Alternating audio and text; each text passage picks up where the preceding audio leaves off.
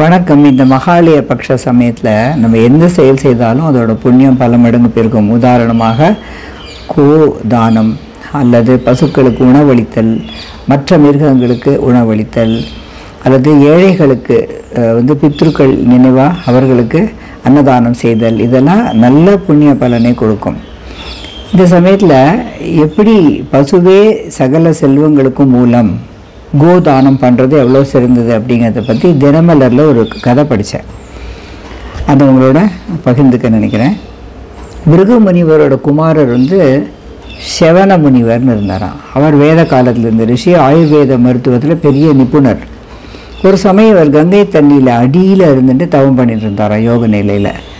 அப்போது மீனவர்கள்லாம் அந்த கங்கையில் மீன் பிடிக்க வந்த போது வலை வீசினச்சு. அந்த வலையோட மீன்களோட முனிவரும் மாட்டின்ட்டாராம். இந்த மீன்களை எல்லாம் வலையிலேருந்து இழுத்தா கரையில் கொட்டும்போது மீன்களோடு இருந்த முனிவரை பார்த்தோன்னே அந்த மீனவர்கள்லாம் பயந்து போயிட்டாங்களாம். அவர்கிட்ட மன்னிப்பு கேட்டார்கள்.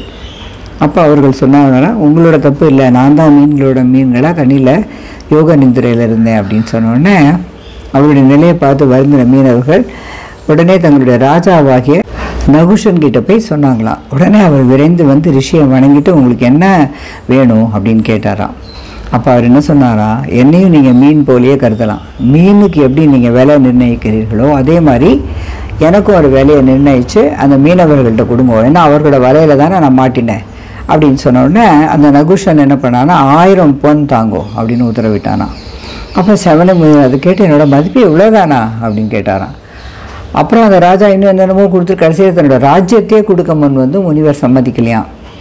அப்போது பசுவின் கிட்ட உதித்த ஒரு முனிவர் இருந்தாராம். அவர் பேர் கவிஜர்னு பேராம். அவர் மன்னர்கிட்ட இந்த உலகத்தில் ஞானிகள் விலை மதிக்க முடியாதவர்கள், அதே மாதிரி பசுவும் விலை மதிக்க முடியாதது, அதனால் பசுவையே முனிவருக்கு விலையாக நீங்கள் சொல்லுங்க அப்படின்னு சொல்லிட்டு அந்த ராஜாவுக்கு சொல்லி கொடுத்தாராம்.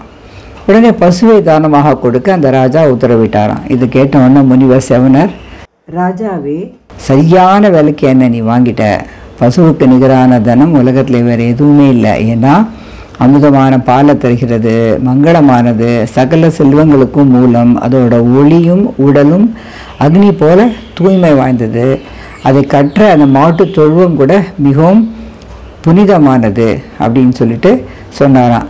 இது பசுவினுடைய பெருமை பற்றி கூறும் ஒரு புராண கதை.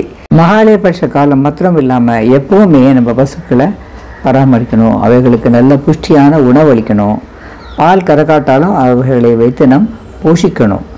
சில மாடுகள் தெருவிலேயே தெரிஞ்சுட்டு அங்கே இருக்கிற பேப்பர், பிளாஸ்டிக் அதெல்லாம் திங்கிறத பார்க்கும்போது நம்மளுக்கு கண்ணில் ரத்தம் வருது.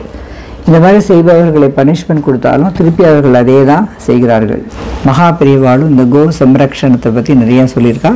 மகா பெரியவா சரணம்.